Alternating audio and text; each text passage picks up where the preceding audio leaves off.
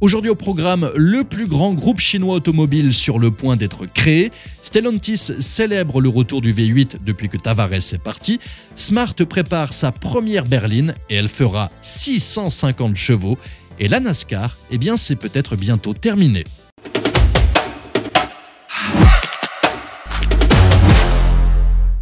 Dans le monde feutré de l'industrie automobile chinoise, où tout semble contrôlé avec précision, voilà que Dongfeng et Changan viennent de publier des communiqués quasi identiques, un copier-coller d'une telle perfection qu'on pourrait presque croire que le stagiaire en charge de la communication a confondu les fichiers, mais cela donne surtout des indices quant à une éventuelle fusion, ce qui pourrait créer le plus grand groupe automobile chinois.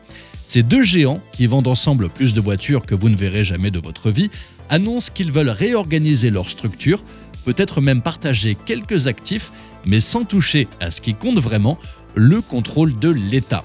Car d'un côté, nous avons Dongfeng, une entreprise sous la coupe directe du gouvernement via un organisme au nom délicieusement totalitaire, la State-Owned Assets Supervision and Administration Commission, et vous apprécierez mon accent. De l'autre, Changan, qui appartient à une multinationale spécialisée dans l'automobile, les munitions et l'électronique.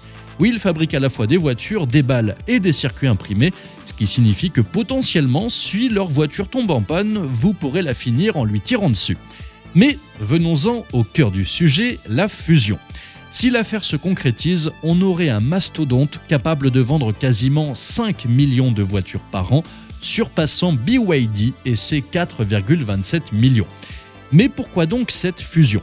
D'après les experts, ce genre de personnes qui prédisent l'avenir avec la même fiabilité qu'une météo en Bretagne, l'idée serait d'optimiser les entreprises publiques, de rationaliser la production et surtout d'éviter que ces constructeurs ne se fassent une concurrence digne d'une bagarre de sumo dans une cabine téléphonique. En théorie, cela semble une excellente idée.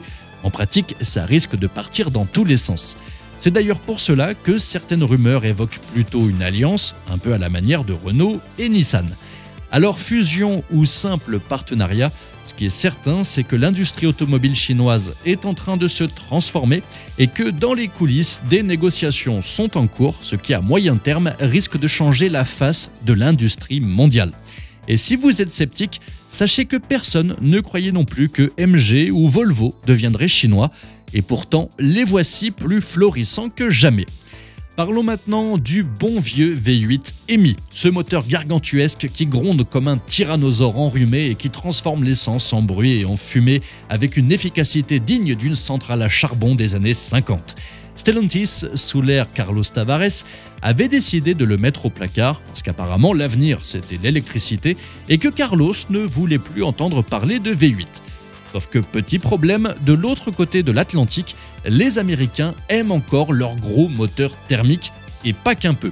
Tavares avait donc remplacé le EMI par un moteur 6 cylindres suralimenté et des batteries, une décision aussi populaire chez les fans de Dodge que l'annonce de la fermeture d'un bar à whisky en Écosse. Mais attention, retournement de situation, Carlos Tavares est parti, et voilà que des rumeurs émergent sur un possible retour du V8. Et ce n'est pas juste un bruit de couloir, Matt McAleer, grand patron de Dodge, a confirmé que le sujet était sur la table. Le hic, c'est que faire revivre un moteur aussi polluant en plein air des normes environnementales n'est pas gagné d'avance. Officiellement, personne ne sait encore si le EMI pourra passer les nouvelles réglementations américaines. Et même si Donald Trump, grand ami des V8 bruyants et des pots d'échappement libres, est à la Maison-Blanche, son mandat ne dure que 4 ans. Or, investir des millions dans un moteur qui pourrait être interdit par le prochain président pourrait s'avérer risqué. Mais Stellantis semble vouloir tenter le coup et selon Mopar Insider, la production du V8 EMI en version 5 litres 7 pourrait reprendre pour les Dodge Durango et Ram 1500. Et comme si cela ne suffisait pas, ils veulent même rapatrier la production du Mexique vers le Michigan. Mais alors, est-ce que ce V8 pourrait un jour rugir en Europe ? On aimerait y croire, mais avec l'Euro 7 qui se profile à l'horizon, les gros moteurs thermiques sans hybridation sont aussi condamnés que les CD dans une boutique Apple.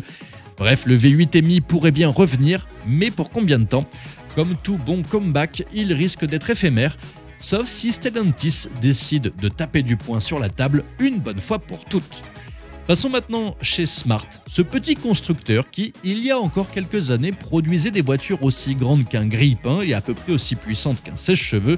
Eh bien, oubliez tout ça, parce qu'aujourd'hui, Smart nous prépare la première berline de son histoire. Elle sera électrique et surtout, dans sa version la plus musclée, elle développera 650 chevaux. Pourquoi? Eh bien parce que la Chine, propriétaire de Smart, a un nouvel objectif dans la vie, battre Tesla. Peu importe si leur voiture électrique domine déjà le marché, si elles se vendent par millions ou si Elon Musk passe ses journées à essayer d'atterrir sur Mars, non, la Chine veut battre la Model 3 et la Model Y et ils ne reculeront devant rien pour le faire. C'est dans ce contexte que débarquera la Smart 6, une berline zéro émission qui, dans sa version de base, fait déjà 340 chevaux. Mais ce n'est pas tout, une version 4 roues motrices pousse la puissance à 610 chevaux. Et au sommet de la gamme, Smart a confié les clés à Brabus, qui a décidé que 650 chevaux, c'était une bien meilleure idée. Pour remettre les choses en perspective, c'est plus puissant qu'une Ferrari 458 Italia. Mais ici, au lieu d'un V8 atmosphérique enragé, vous avez une batterie de 100 kWh qui, selon les chiffres chinois, peut offrir jusqu'à 800 km d'autonomie. En Europe, avec les normes WLTP, ce sera plutôt 650 km. Sous sa carrosserie, la Smart 6 repose sur la plateforme PMA2+, de Geely, la même que la Polestar 4. Elle pourra embarquer une batterie LFP de 75 kWh pour ses versions d'entrée de gamme et une batterie NMC de 100 kWh pour les plus performantes. Avec des architectures de charge en 400 volts ou 800 volts, elle promet des recharges ultra rapides. Alors oui, tout cela est impressionnant, mais une question demeure, a-t-on vraiment besoin d'une Smart avec 650 chevaux? Est-ce que quelqu'un, quelque part, s'est réveillé un matin en se disant « Mon Dieu, si seulement ma Smart pouvait atteindre les 100 km/h en 2 secondes et demie ?» La réponse est probablement non, mais peu importe, parce que dans la guerre de l'électrique, plus personne ne cherche à être raisonnable. C'est la surenchère permanente et visiblement Smart a décidé d'y aller à fond. Reste à voir si elle tiendra vraiment tête à la Tesla Model 3 Performance. En attendant, accrochez vos ceintures parce que Smart, ce n'est plus ce que c'était et c'est peut-être tant mieux ou pas. Dites-moi ce que vous en pensez dans les commentaires. Finissons avec la NASCAR qui vient peut-être de signer son arrêt de mort. Ce sport automobile où on tourne en rond à 300 km/h, où les voitures hurlent et où les pilotes, dès qu'ils sortent de leur engin, semblent tout droit sortis d'une publicité pour du chewing-gum goût essence, eh bien la NASCAR pourrait bientôt n'être que l'ombre d'elle-même. En effet, l'Amérique du V8 grondant pourrait bien se transformer en un concert de sifflements futuristes, car lors du Daytona 500 ce week-end, Chevrolet a dévoilé un concept de NASCAR 100% électrique. Le prototype en question s'appelle Blazer EV-R, il reprend les lignes du Blazer EV SS 2025 et il sort l'artillerie lourde, 3 moteurs électriques, une puissance totale de 1300 chevaux et une batterie de 78 kWh refroidie par liquide. Mais pourquoi Chevrolet fait ça?